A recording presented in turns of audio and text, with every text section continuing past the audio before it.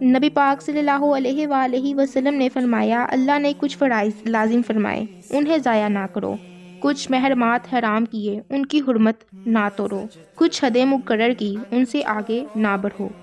کچھ چیزوں سے بغیر بولے خاموشی کی، ان سے بحث نہ کرو۔ رسول اللہ صلی اللہ علیہ وآلہ وسلم نے فرمایا، چیزیں تین طرح کی ہیں، ایک وہ جس کا ہدایت ہونا ظاہر، اس کی تو پیروی کرو، ایک وہ جس کا گمراہی ہونا ظاہر، اس سے بچو، ایک وہ جو مختلف ہے، اسے اللہ کے حوالے کرو۔ عامر شبی سے روایت ہے، انہوں نے کہا کہ میں نے حضرت نعمان بن بشیر رضی اللہ تعالی عنہ سے سنا، وہ کہتے تھے کہ میں نے رسول اللہ صلی اللہ علیہ وآلہ وسلم کو یہ فرماتے ہوئے سنا کہ حلال ظاہر ہے اور حرام ظاہر ہے، اور ان دونوں کے درمیان کچھ مشتبہ چیزیں ہیں جن کو بہت سے لوگ نہیں جانتے،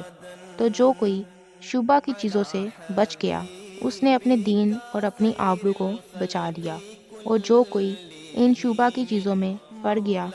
تو اس کی مثال اس چرواہے کی ہے جو بادشاہ کی محفوظ چراگاہ کے آس پاس اپنے جانوروں کو چرائے، تو ہو سکتا ہے کہ وہ جانور شاہی چراگاہ میں داخل ہو جائیں۔ سن لو، ہر بادشاہ کی ایک حما محفوظ و مخصوص چراگاہ ہوتی ہے، اور اللہ کی حما اس کی زمین میں وہ چیزیں ہیں جن کو اس نے حرام ٹھہرایا ہے۔ خبردار، بدن میں ایک گوشت کی بوٹی ایسی ہے کہ اگر وہ درست ہے تو سارا بدن درست ہے، اور اگر وہ فاسد ہو گئی تو سارا بدن بگڑ گیا۔ سن لو، وہ دل ہے